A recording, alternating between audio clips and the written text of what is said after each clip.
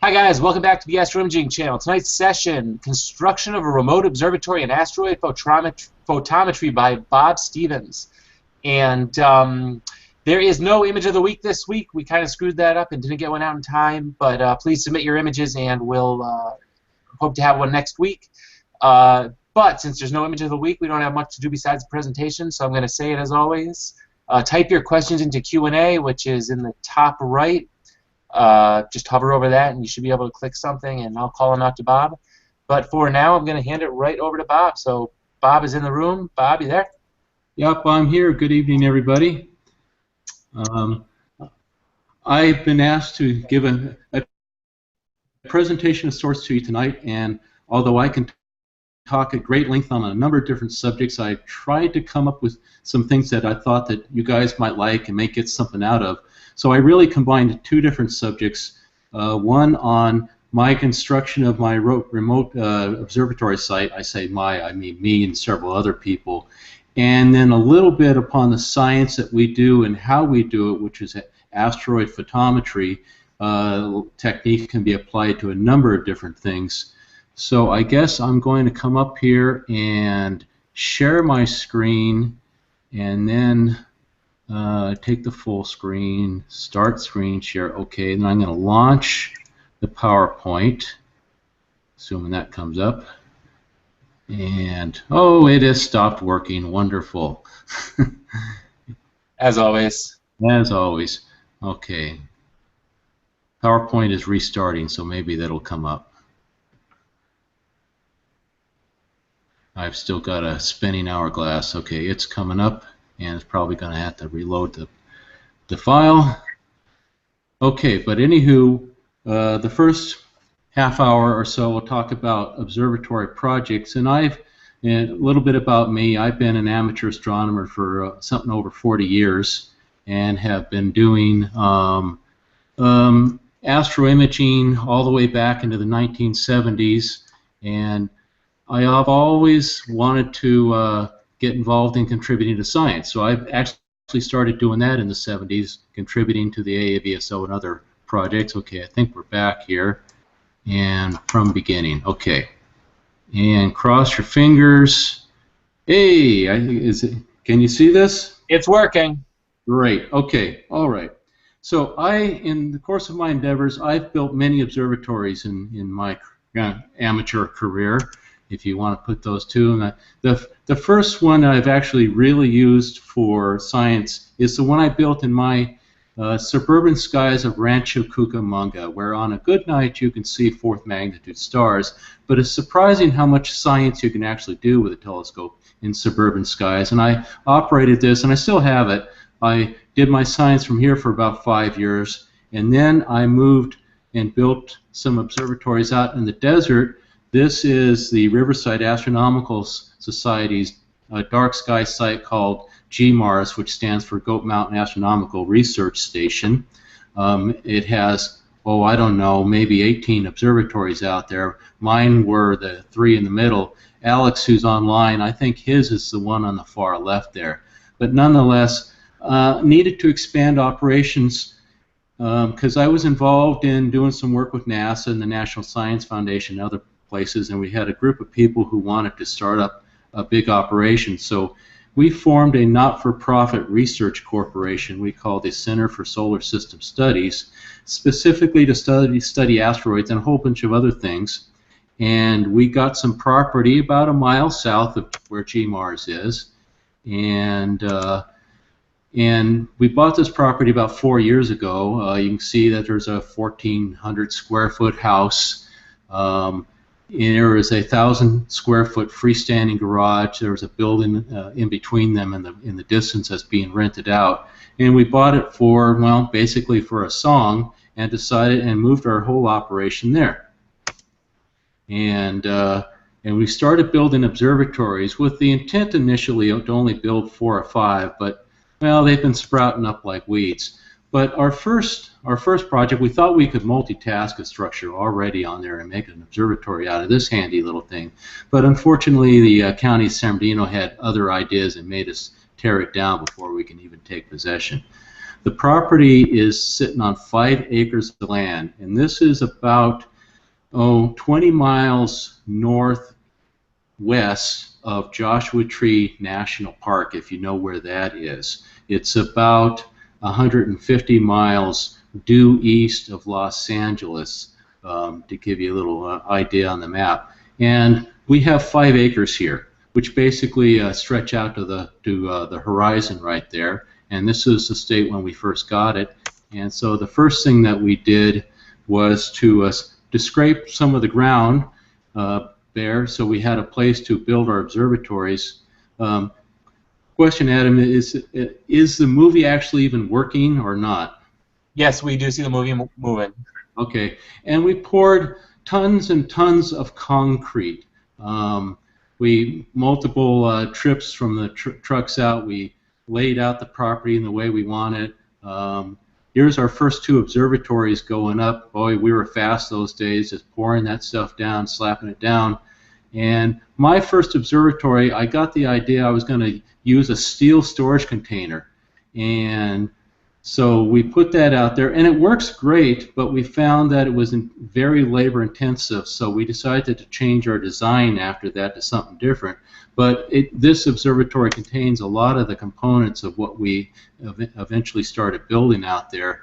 And most important thing that since we are, I live 104 miles away from this property. Some of our other guys, they live 150 miles away. The astronomer who has the most number of observatories out there, he lives in Colorado. So for remote operations, it is important that things don't break and the roofs roll consistently and reliably. And our experience at the GMARS location, all those structures are made of wood, which works great, and it's easy to construct and, you know, relatively cheap, but wood tends to warp, and particularly in a desert environment like out here. Some of them did, some didn't, but quite often those roofs became really hard to roll. So we went with all steel structure, all steel posts and outriggers and everything like that. And you can see here on my observatory, I just never attached the roof down. We put it on rollers instead. After that, we decided to change our design, and we poured a whole bunch more. So we ended up initially building 6 observatories, some of which have some massive piers in there, because like this one has a 20-inch telescope on it. And one thing to know about our site is we're sitting on top of 2,500 feet. That's a half a mile of blow sand. There is no bedrock, so all of these structures basically float on top of the sand, and that's the same as with all the observatories up at GMARS. And you'd think that'd be a problem, but in fact it's not. But you can see here that the design that we changed to is we decided to stucco all of our buildings, because this material stands up much better in our desert environment. We sometimes get winds out there to 50 miles an hour. And you notice that most of the houses out there in the desert are stucco, and there's a very important reason, because it really stands up to the elements. We were concerned that this material would absorb heat and radiate it into the observatories at night, but in fact that's not really a problem at all. And I'll get into cooling of the observatories a little bit later. And the house came with a 200 amp breaker system on it, and the person who we bought the house from, or his estate rather, of course, he wouldn't even fancy himself to be an amateur electrician. We traced 660 amps coming off that 200 amp panel. So the first thing we had to do was to increase our load capacity, because we're going to be operating a whole lot of equipment out here, and you can see our trenching from the back of the house on in. And okay, here, so now we have 9 observatories out there. I'll talk about that in a bit, but you can see the basic sort of structure. It's a box, it's a cube. These are 10-foot by 12-foot structures, and the reason for that is that the county of San Bernardino, which we live in and have our observatories in, that's the biggest building that you can have without getting a building permit. So basically, we make everything fit into one of those. Now, to our roof system, we decided to go all steel. A lot of it is 1x1 a tubular steel, which we welded together and just stole a truss design off the internet. You can see welding one of our trusses together here, and we started assembling it together and grinding it all down and everything. And so we create a roof. And this roof frame probably, I never weighed it, but it probably weighs about 150 pounds or so. It's enough that two of us can lift it comfortably. To get it up on top of an observatory, three or four people is a little bit more useful, but you can see that I can at least carry half the load myself. And we get it up there, and we put it on a rail capture system. Now you can see we have C-channel. Those can create the long posts and we have some L-channel sitting on top of it, and 5 wheels on each side that are contained within the C-channel. We've rolled this one out a little bit so you can see the wheel. These are narrowframe. So that it's positively captured in there, and no matter what the wind load is, it cannot lift the roof off the top of the observatory. What you're not seeing there is there are some other wheels that go in that keep the lateral movement, keep them centered within the channel. On top of that, we simply screw down some of this corrugated steel that you can get at Home Depot. You can put a lot more screws in there than they would recommend, of course, and we have plenty of overlap. They recommend, you know, overlapping one layer or one row there, and we usually do 2, and of course put the cement and all that in between. Now you're looking at this and you're probably thinking, wow, these guys are out in the desert. And I've seen that movie Cool Hand Luke and other prison labor movies and things where if you're going to punish the prisoner, you're going to lock him in the cooler, which has a roof like this where the prisoners bake during the day, and aren't you baking your equipment? Well, yes, if you do nothing at all, this observatory will reach 110 to 115 degrees in the daytime during the summer months, July, August, and first half of September. So we have to do something to stop that. So we actually did a double layer of insulation underneath, and you really can't see it here because you can only see, but we got something called radiant barrier, which you can get at Home Depot. It's think Mylar bubble wrap, where it's silvered on both sides, and it's got the bubbles in there which provide the, you know, a layer of insulation. And this is often used underneath roofs for insulation. And then underneath that, we went and put half-inch styrofoam that's got the silvered Mylar on it also. And in fact, this keeps the roof remarkably cool. It's cooler than the walls, and the walls are not hot to the touch even during the hottest days of summer. Now you'll also notice an air conditioner in there. And in fact, there's 2 air conditioners mounted, if you remember the picture of one of the observatories.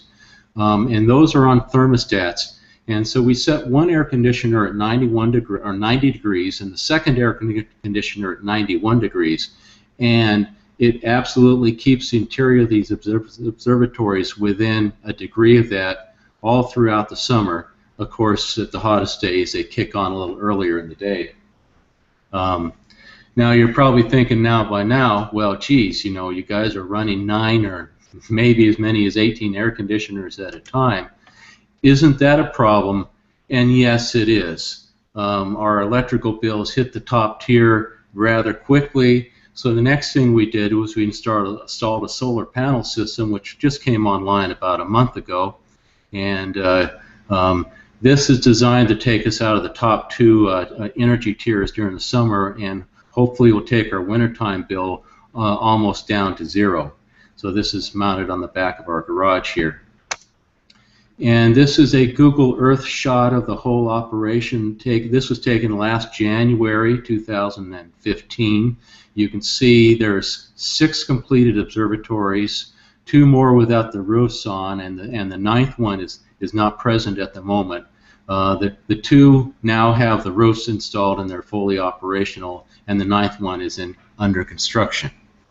And you can see the house and the garage and the rental property up in front. The structure off to the east, that's a neighbor, and they only come out 3-4 times a year and run their dune buggies around, stuff like that. So there's a picture of the operation taken a couple weekends ago of the 9 observatories, one without its roof on it. Mine's the one up in front. You'll notice that 2 of them are a little taller than the rest. The one on the far right-hand side, that has the 20-inch in it, and the one that's in the back, kind of just in front of the one without the roof, that come next month, that'll have a 24-inch in it. The one without the roof in the back will also have an extended roof on it, because it will have a 28-inch in it. Okay, so the telescopes, I'm not going to show you every one, just a little bit of a sampling here. These are my 2 in my steel. I've got a 16-inch Meade, that's a Mathis 500 fork mount, and then I have a 14-inch Celestron mounted on a paramount there. These are, of course, totally automated. The Mathis mount is using the SciTech operating system. If you're familiar with that, that can be controlled by almost any software out there. The Mathis telescope has high-res encoders on it. The Paramount has a 350-point T-point model, so it's running ProTrack. Both of those telescopes will track unguided 15, 20 minutes, even 30 minutes at a time. So the objective of my program is to get as many pictures, as much data as possible, without any, having to do things like guiding, which slows the whole process down. So we try to the extent possible, make our mounts as efficient and as accurate as possible. But some of our telescopes aren't like that. This is Brian Warner. He's a professional astronomer from Colorado. He has 5 telescopes out there, 4 of which are the old Meade LX200s, 14-inchers and a 12-inch. And he has the 20-inch also. Brian is also a software programmer, so he wrote a lot of the software that we use, and in fact, he wrote the software that controls the telescopes. So as opposed to having super accurate mounts, he's come up with software workarounds that give him what he needs every night on an efficient basis. I think that some of the things that you guys are more interested in are the support equipment that will make a remote operation actually work. The important thing, of course, is that this works every night, because I'm an hour and a half, hour and 3/4 away, and we have to know when we can operate our telescopes, what's going on, and what's happening, and if we need to go out and fix something, that becomes a real a pain. So this is the roof of the garage, just showing the massive equipment which is ever growing. The first piece of equipment is our internet connection. We did a long search for places, trying to find a place far enough away from civilization that it was dark, yet close enough to civilization that it had infrastructure. Infrastructure in the form of electricity, Edison, in the form of water. We are on a water system. It was the county, now been sold, and and internet service. The problem is there is no high-speed internet available out there. You can go with over the phone line if anybody's done that. How bad that would be for trying to transfer gigabytes of data every night. This is a microwave relay system, which is pretty good, pretty reliable. It's a local company called Flashbyte. It suffers from all internet services in that come Sunday night when everybody's streaming Netflix to watch Game of Thrones, everything throttles back down and it's hard to make a whole lot of changes. For that reason, when I'll show you my operations, everything is well scripted in advance. We rarely have to do anything live to the telescopes once they're operating. So we have now 2 internet services at our site, and we're getting ready to install a third. We have security. Of course, we have lots of hundreds of thousands of dollars worth of equipment sitting out here now, so we have a security system with cameras all over the place, and it's constantly recording, and you can access the cameras from any computer monitor, any smartphone or smart device or whatever, and check and see what's going on. It's also useful for checking out clouds and local conditions. And often we use it just for seeing who's on site or if the contractors are truly working on the project or loafing. So this is our site, and of course it does record all the time. We have an all-sky camera, very important. This shows us what's going on, whether there's clouds. This is a picture of clouds. I'm looking at the live image on my other computer over here, and it happens to be clear, but it only cleared up just over an hour ago. The clouds moved away. We have a weather station that feeds information into our weather computer, all the usual stuff. And all of that information is fed up into a website that we, you can access from anywhere. I keep it up in the background to see what the clouds are doing, what the wind is doing, what the humidity is doing, so on and so forth. We know when the humidity gets to a certain point, there's no point in even running. Typically, the humidity is so low that it's not even worth it for us to put dew heaters on our telescopes, because we will only lose just 2 or 3 or 5 nights a year to humidity anyway at this particular location. Here it's reading 29, which is actually kind of high for, it's often down in the teens. We also have a second all-sky camera. The first one, if you recognized it, it was an Orion system, which you can configure it to be a Meteor camera or an all-sky camera. This one is a Meteor camera provided to us from Sandia Labs, who, wink wink, have an interest in monitoring bolides because they happen to control certain satellites used by the U.S. government for certain purposes, and they want to know when the bolides are going across it so that it's not actually something else that they're looking for. And we also have access to the data, of course, so we can create our own Meteor movies and all sorts of fun stuff like that. So all of this is being controlled out of a control room in the garage. You can imagine all this stuff puts out a bit of heat, and the garage itself will get up to 110 degrees in the summertime. Not good for computers. So we finished off a control room. It's 12 feet by about 8 feet.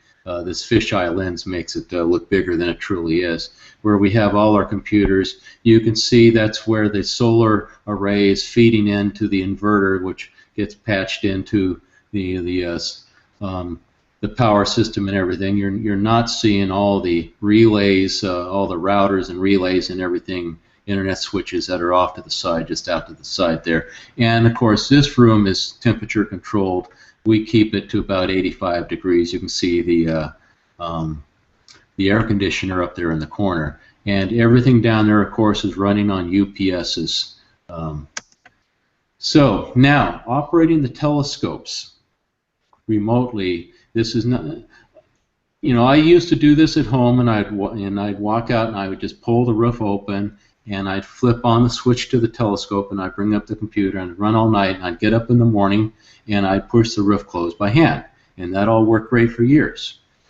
But you got to do something different when you're 104 miles away. So this is an internet controlled power switch. You'll see that there's 10 plugs there, 8 of which have their own independent IP addresses and can be addressed across the internet. So you can switch things on and off. You can switch them on and off remotely just by bringing up the control program on any web browser, on any smartphone, smart device, or whatever. But more importantly, since they're IP addresses, you can now script the commands to come on and off. For instance, it's late afternoon, coming up towards sunset. I want to turn on all the telescopes, cameras, and everything, getting them chilled down. At some point in time, I'm going to activate the roof and open it up. I'll turn the lights on so I can check and make sure everything worked okay, and then the lights get turned off automatically. That sort of thing. So you can control that a number of different ways. And more importantly, the device itself also has its own scripts embedded in there. So for instance, if something happens and the roof never gets to the command to close, well, the device itself is going to close the roof at sunrise. A problem if you're doing flats at the time, so you have to pre-plan a little bit. So speaking of the roof, this is the kind of the magic elixir here.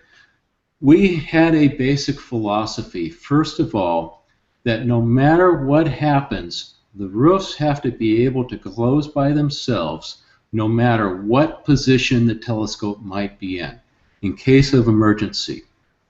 And think about the scenario where you're out in the desert and you have a power failure in the middle of the night. And the telescopes cannot park themselves correctly. You don't know what their status is. When the power failed, you also lost your internet connection, as well as your internet company also lost the power to all their relays and everything. So at some point, the roof has to be able to close by itself and not hit the telescope. So this is a system we bought from Jerry Foote of Scopecraft in Utah. The control box and the motor and all the hardware and everything he sells for just a little bit over $1,000. At least that's what he sold it to us for. And think of the concept that this is kind of like a dead man switch in that the power has to be on for the roof to be open. So we apply power to the roof, it rolls open until it hits the limit switch, which you can see right there by the motor, in which case the motor shuts down, and the power holds the roof open. When you want the roof to close, you just take away the power, and there's a second power feed going into the back, which provides the power then to close the roof. But you ask the question, well, but you said what happens if you lose power during the night? Well, that's why there's a UPS right there attached to it. So if we lose power system-wide, there's enough power in that UPS system to close the roof. So think of your worst possible scenario, and this actually happened about 2 months ago, where you've got your scripts all set up, you're getting ready to go, the telescopes are just starting up and coming alive, and Southern California Edison goes down for 8 hours. You lose everything, you don't know what the status is, and there's UPSs on the telescopes and the computers and keeping them alive for a while, for an hour or so, but sooner or later they die. And yes, indeed, everything worked fine. The UPS has closed all of the roofs with no problem whatsoever. So that's our basic fail-safe system no matter what happens. Now, out in the desert and anywhere in the country, you can always have problems with one of these. This is a nice thunderstorm out there over Joshua Tree National Park. Fortunately, the site that we are in and the site that GMARS is in is kind of in a donut hole that thunderstorms build all around us, but they rarely move over this little section. It's really interesting to watch them on the radar.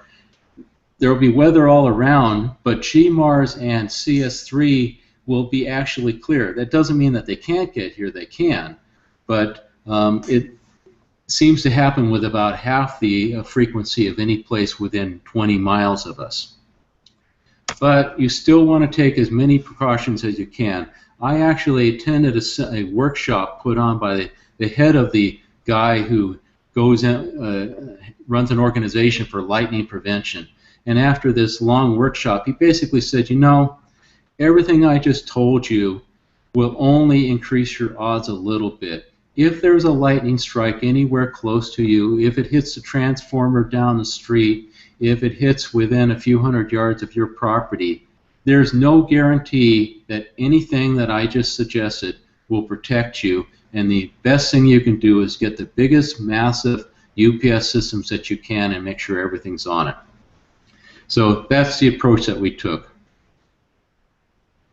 Okay, operations. Let's see, I'm almost a half hour into this. Okay, everything we do is scripted, and in fact, our scripts are set up to, repeat themselves day after day until told otherwise. So here's a picture from a few weeks ago. We have almost all of our telescopes are imaging asteroids, and here several of them are open up, and this is my office in Rancho Cucamonga, where I was checking to see how things were going before I left work that night. And I have it up on my computer, and I also brought up the same image on my iPad, and I can also run the same thing on my iPhone. Yes, I have actually controlled my telescopes and changed scripts and done other things from a movie theater during the previews, while standing in line at a grocery store and while standing in line at a drugstore. So all this works just fine. And this is the Paramount telescope, and you can see, of course, we have cameras in every observatory, 2 cameras from different directions showing what's going on. Because occasionally stuff happens. The telescope doesn't park properly, or it doesn't come out of park properly, or whatever. 2 or 3 times a year per telescope, you have to manually take control and make sure it gets on its merry way. But 99% of the time, it goes just fine. So I'm using, this is a Paramount telescope, and if you know about Paramounts from Software Bisque, you know that the Sky software is the control system. The hand paddle is a dumb hand paddle. It needs a computer and the Sky software for the Paramount to work. And they do not have any real control software to speak of. But there's people out there who have accessed and can control the sky directly.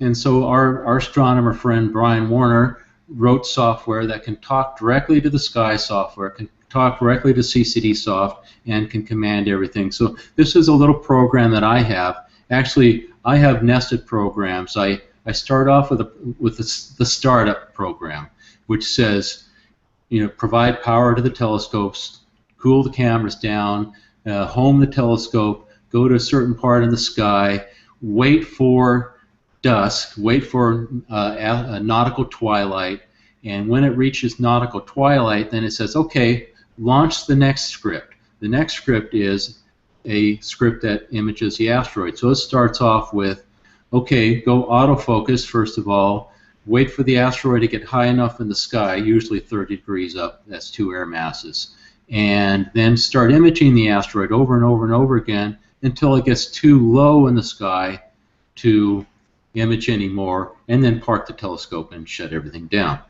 So that's a typical script sequence that I have, and you can see it here. Okay, now, so you can apply any of this stuff to general imaging, to any kind of science program that you like to have. If you like doing astro images, Allison Wong does a lot of the same stuff, and from his telescopes, which sits right next to mine. But of course, we're into the science, and I'm going to briefly describe just a little bit about what I do and how we do it. I image asteroids, of course, and what I'm trying to do, the primary tool, is to figure out how fast they rotate, what one day on an asteroid looks like. So if you think about it, an asteroid is often kind of shaped like a potato, and as it spins, it shows you the broadside, and then it shows you the nose, and then the broadside again. And below this spinning asteroid here, I have an XY plot of brightness versus time, and you can see a representation of how it gets brighter and then dimmer and then brighter and dimmer as the asteroid spins. So you're looking for this repeating pattern, and if you can identify the pattern, you can figure out how long it takes to make one revolution. So how do we do this?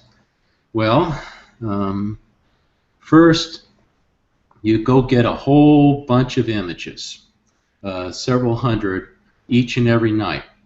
And Brian Warner wrote the software that analyzes the asteroid images, And so we load up the 100 images into this software, and the idea is that you're going to compare the asteroid. It's the object of interest is always the one with the arrow pointed towards it, of course, and you're going to compare it to the brightness of several comparison stars. And we use several because you know, one by itself maybe is a variable, maybe there's something weird going on. So we take 4 or 5 of them and we average them together to create one master comparison star. And so we measure the brightness, we count all the pixels up and all the electrons within a circle around the asteroid, and compare that to the equivalent brightness of the comparison star, and then get a direct magnitude of the asteroid. The same object or the same concept would be used for doing variable stars, for instance. So here's a single night, and I'm following this one asteroid, and as you can see, it got brighter and dimmer and brighter and dimmer and brighter and dimmer over the night. So how fast does it rotate? These are all of the observations obtained on one single night. So Brian's software will apply a Fourier analysis, you know, basically a least square fit to it.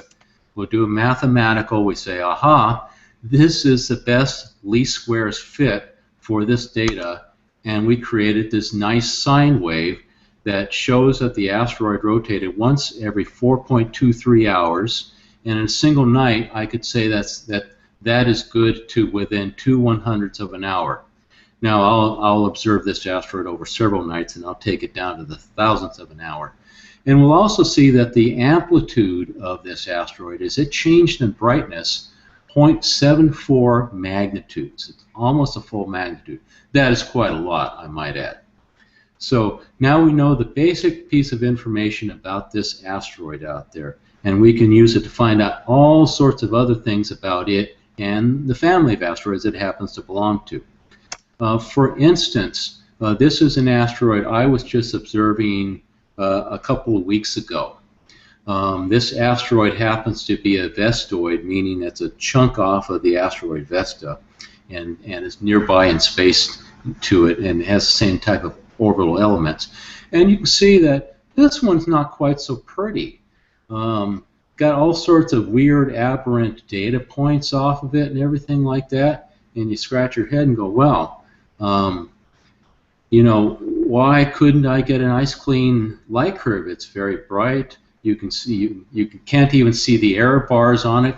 The asteroid was so bright, but the period, the rotational period, was 2.6 hours. Now that's a major clue, because as it turns out, anything that spins once every 2.6 hours is probably right at what we call the spin barrier, meaning that if it rotated any faster, it would fly apart. And probably literally what happened at some point in time, 1,000,000 years ago, it did fly apart. Some material lifted off the equator, coalesced around it, just like the moon and the Earth, and formed its own little moon. So you look at this and you go, aha, maybe that one has a satellite. And of course, Brian wrote the software that can analyze it and say, if we have two frequencies, one on top of another here, let's subtract them off and see if we can find two frequencies. Well, as it turns out, there is a second frequency here, and this is the one of a satellite, and you can see those dips are eclipse events, where the satellite passed in front of the primary asteroid, and the primary asteroid then passed in front of the satellite from our point of view. The plane of the satellite happened to have been lined up with the Earth. So I found that this particular asteroid has a satellite, something that about 15% of all the near-Earth asteroids do, as a matter of fact, that are of this size at least. So that's one thing you can find out. And okay, and here's the primary with the secondary period that's been subtracted away from it. Okay. And got to make a nice little announcement to the International Astronomical Union, where they publish the results up there on their website and everything. So, oh, that's fun. You get to discover new stuff. New stuff is discovered every night, we say. Other sorts of things. Sometimes these things rotate so slowly that you can't even begin to get a portion of the light period in one night. Each one of those little globs of observations there is a single night. This guy is rotating once a month. And when you have one rotating so slowly, it often is doing something like this. It has multiple frequencies. This asteroid is tumbling. Because as it turns out, asteroids spin like tops. And if the top gets a secondary, spin to it like the Earth in precession, it starts wobbling. It takes often the age of the solar system for it to stabilize again. So we often can see that asteroids are tumbling. And from there, we can find, if we observe them long enough, we can actually model their shapes and their pole positions, and we can determine their densities and all sorts of stuff about asteroid families. So I think we're going to end it up here. I think we've done pretty close to that, and I will go ahead and take some questions at this point. Thanks, Bob. That was a great presentation. I will first invite everyone out there, all of our viewers, to type your questions into Q&A. And anyone in the room, you guys are welcome to call out your questions. Let's see here. Where do I start? Yeah, the dead man. Dead man. Well, I'm hearing something. Well, either way, the system on your observatory to close the roof is really smart. If the power gets cut out, then to do it. That really seems cool. Something I have to consider when I'm doing mine. Yeah, and the reliability of the roofs was a very, very important consideration to us. My observatory has operated 885 nights since I built it, about 280, 290 nights a year. And I've had one failure where the roof got stuck open and wouldn't close. We had two other failures on two other observatories, and they were all from the same cause that we eventually identified, is that the socket on the motor had one Allen screw in it, and that Allen screw, as the motor jerked its way back and forth, worked its way loose. So the socket worked its way off the shaft of the motor in all three cases. And we identified the problem, and then the fix was as simple as putting a shorter screw in there and then putting a second screw on top of it so that the screw could not physically become loose anymore. Bob, you might mention, you've worked it out so that none of your telescopes actually sit up above the line of the roof, right? That is correct. What you didn't see on those roofs that sit up a little bit higher because the telescopes are so tall, the south-facing gable, the roofs all roll off to the north. The south-facing gables are not covered all the way to the bottom, so there's a little hole for the roof to pull over the top of the telescopes on those that are very tall. No matter what happens, yeah. No matter what position the scope is in, the roof can still close. Exactly. I noticed that you seem to have lots of long focal length there. For asteroid photometry, is that the preferred way to go, long focal length and large aperture? No, not well. Long focal length is useful. You don't want to have your fields too crowded because the asteroids then gets embedded with stars and everything like that. But as it turns out, that the focal lengths from about 120 to 160 inches are a very good match for the cameras that we tend to use, which are scientific grade cameras. We like cameras that use the old Kodak 1001E chips. Those have 24 micron square pixels to them, and the well depths are very deep. So they're very low noise cameras from that perspective. A lot of the cameras being sold these days are going to smaller and smaller pixels, or they're really better designed for short focal length refractors and things like that. But for us, that means that we're having to bend 3 by 3, 4 by 4, and whenever you start bending your pixels together, you start introducing other artifacts into your scientific data, and you're still, even then, you're oversampling more resolution than you need.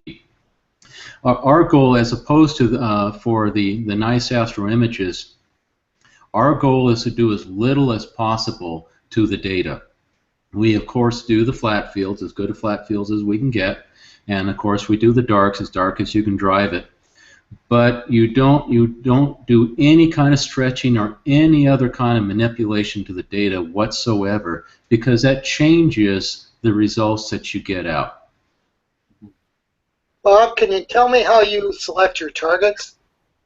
Well, okay.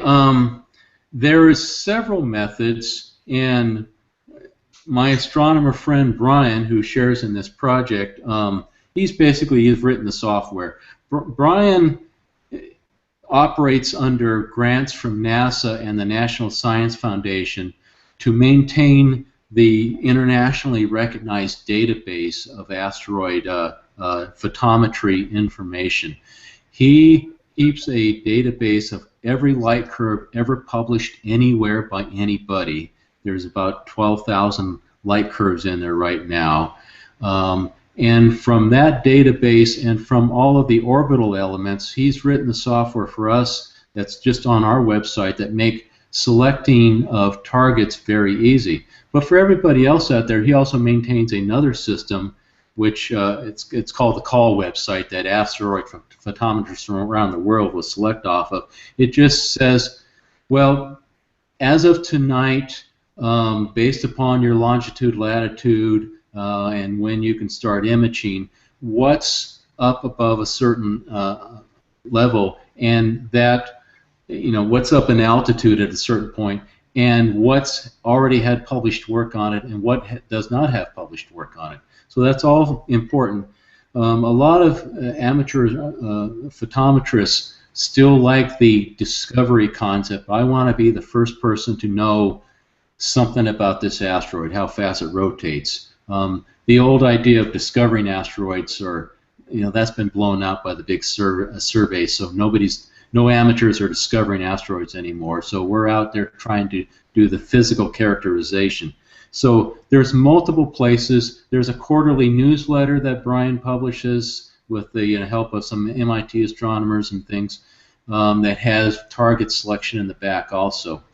But what Brian and I do, we no longer just pick targets of opportunity. We no longer just pick whatever's handy to observe that night. Both he and I are contracted to NASA and the National Science Foundation to work on specific families.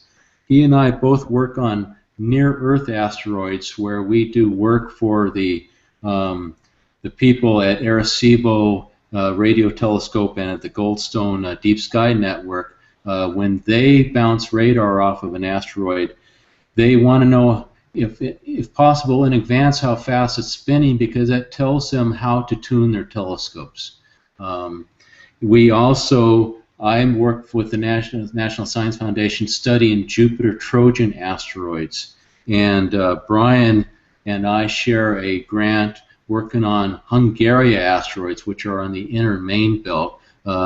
He's getting ready to write the paper on characterizing that whole family of asteroids. I've been working with an astronomer from Illinois, and we just published the first big paper on characterizing Trojan asteroids, and we're hoping to get some more telescope time down in Chile on that. Actually, I have another question. Yeah. These asteroids can be kind of oddly shaped, and if they're tumbling, don't you get rather unusual looking curves sometimes, not those smooth kind of sine-looking curves?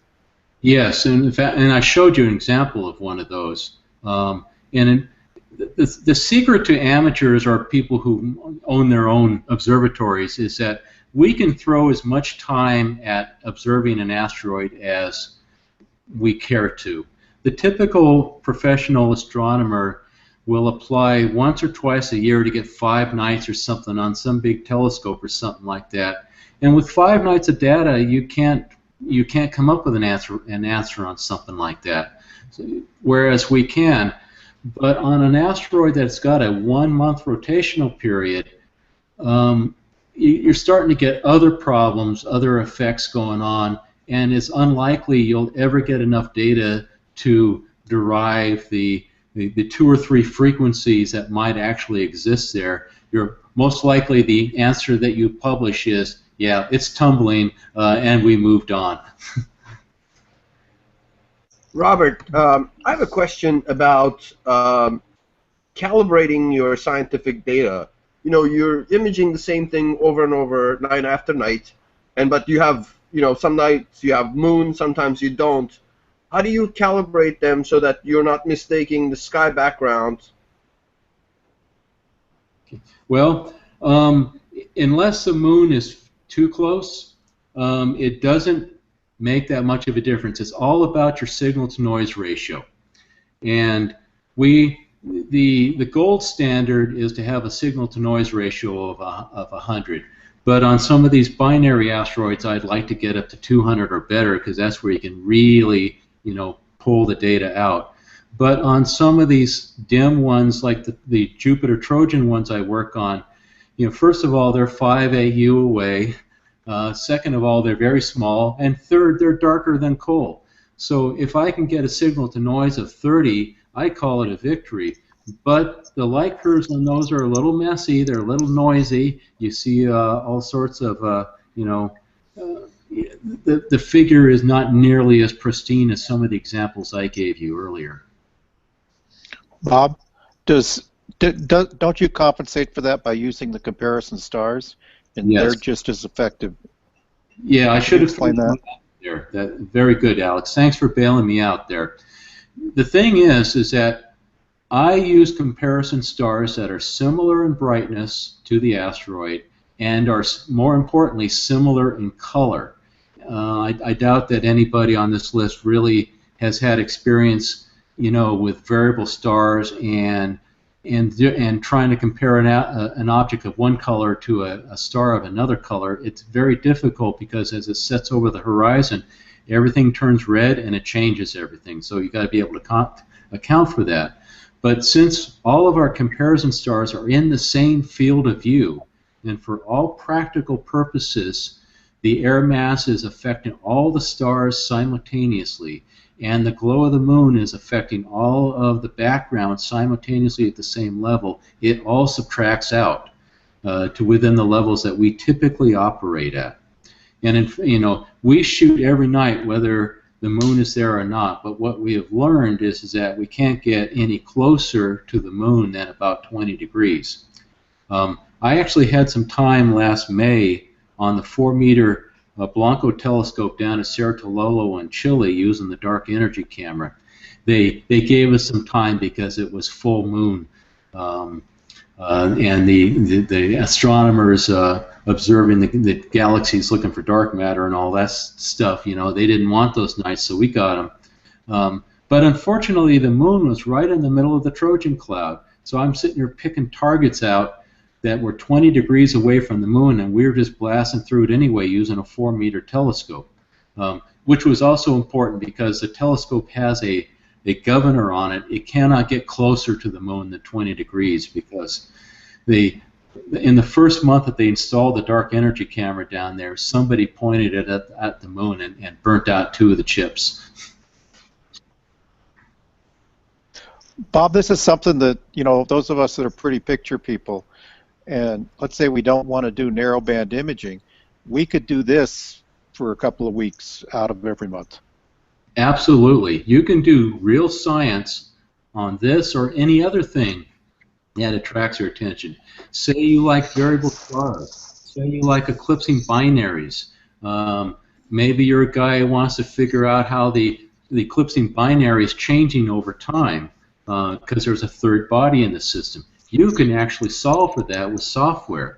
Say you like double stars. You know, how many of those have had their orbital periods determined? Not a whole lot of them. You can do that from your backyard. If you can see fourth magnitude stars, you can do that sort of work. You can work on the brighter asteroids, collecting up data that will eventually allow for solvent for shape models and pole positions. All sorts of cool stuff right in the bright of the moon. And if we've got pretty picture cameras, we can still do it. I mean, we don't need the cameras you guys are using. You can actually do this sort of work with a DSLR. I don't recommend it. You're going to have to work a whole lot harder. Having the equipment appropriate for what you're trying to do makes it a lot easier and increases the throughput of data that you're trying to collect. Can you tell us about Brian's software? Is it available? How much does it cost? What is it? His analysis software that solves for the asteroids' spin rates and other stuff, I keep telling him he's undercharging for it. He only charges like $150, you know. He also sells software that controls telescopes, anything that's Meade or Paramount command sets or SciTech or anything like that. He sells that. But there's other people out there that sell similar software with similar capacity. He sells his for about $150. So, you know, Brian's not in it to become a millionaire, obviously.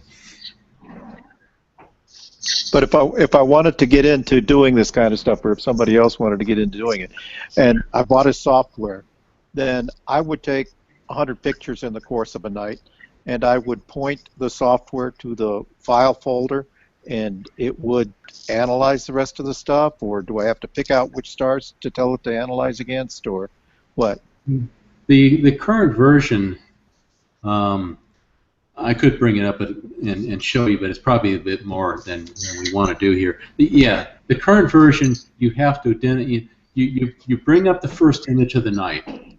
You tell it to auto match. So it goes through, identifies every star that's in a known catalog in there, and you bring that up and says, okay, here this image has 50, or maybe has 50 stars in it that are similar enough in color to the sun that we can use it. So you say okay, and then you basically you create a little database saying, okay, this is the name of the object for the night. Here's some basic information about it, and you go in, you pull up the first image, you say, here's where the asteroid is. It tells you, it points the arrow at it. Say, click on the asteroid, and then you click on the 5 stars that you want to use. And I think it's better to have a little bit of control, because I like to select stars that are in the general direction that the asteroid is headed in. Not terribly necessary, but maybe I can use those same stars the next night and the next night after that. So you pick the 5 stars, and then from there on it says okay, and it just blows through all 100 images and measures them all in the course of 2 or 3 minutes, or maybe 5. By the time you get your coffee, it's done. Cool.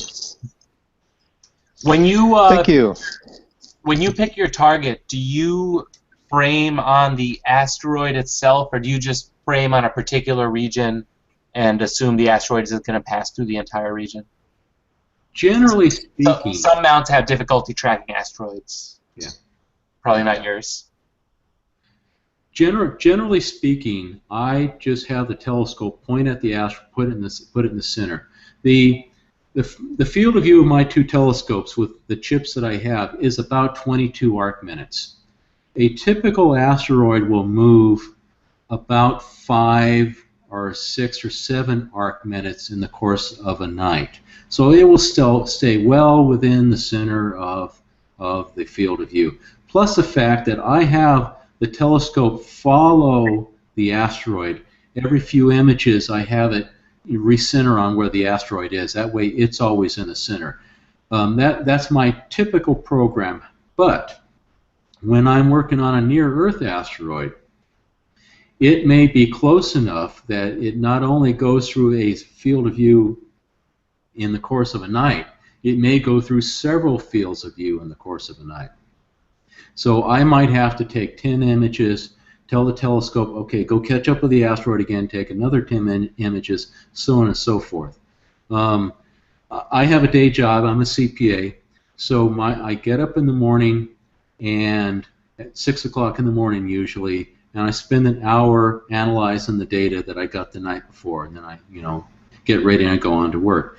If I'm doing a near-Earth asteroid, that may take 2 or even 3 hours to analyze that data because it's moving so fast, and even for short exposures, the asteroid is elongated on a 10 or 20 second image. It's a real pain, but they're fun. What are your typical exposures? 10 to 20 seconds? If I'm working a near-Earth asteroid, I will not go less than 10 seconds because you have atmospheric scintillation will destroy your data. So if I'm working on something that's bright, nearby, and fast, yeah, that could be a typical 10 to 20 seconds could be an exposure. But for most of my targets, for the main belters, it'll be like 5 minutes usually, and for the Trojans, I typically go 15 minutes. Interesting. Yeah, so for the Trojans, I'll only get like 40, maybe 50 images during a night. But if I'm doing a main belter, I could have 600 images waiting for me in the morning.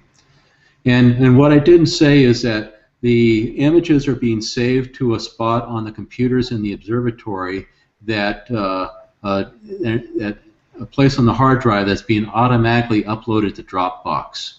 So they're up there in Dropbox waiting for me in the morning. I simply download them. But I could actually configure it to have them waiting for me on my local computer if I wanted to.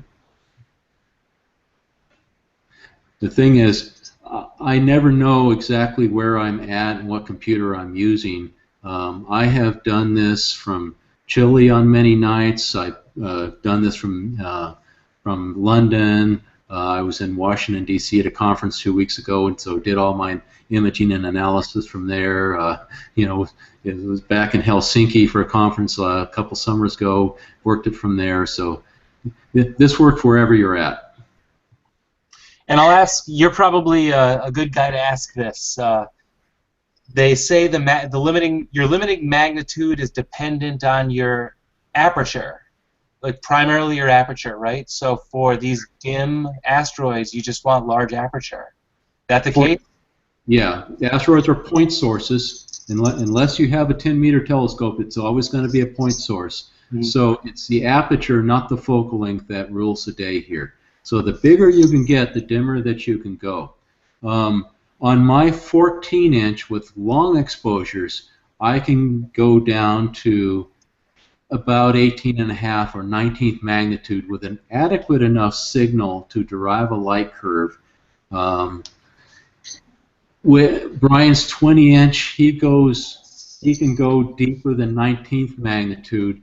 We're hoping that the 28-inch and the 24-inch that are coming online soon will take us down to about 20 to 20.5, which is going to be really useful for our Trojans and some of these small, dim, near-Earth asteroids. Hey, Bob, this is Eric. I have a personal question. Are you married? I am. I mentioned I was doing a lot of this work from London. That's because that's where my wife is living right now. Well, I was going to say, how does she adapt to your profession and your passion?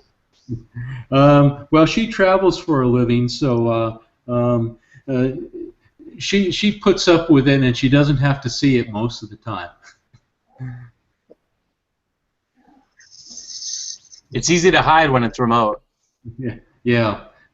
She gets annoyed when I'm, in the morning when I'm over there and I'm analyzing asteroid images. Do we have to do that? Yeah, part of the job. At least you have a grant to justify it. Yeah. When the grant runs out, we'll see. Yeah. Well, thank you for coming on. Does anyone else have any questions? Before I end the session, I will say now, I don't have anything planned for next week yet. I will book it midweek sometime, and I'll post it in the usual spot. Again, I want to thank Bob for coming on. Another great presentation. And some really cool info on remote observatory, on building remote observatories. Thanks again, guys. I'm going to end it now, but we'll see you next week.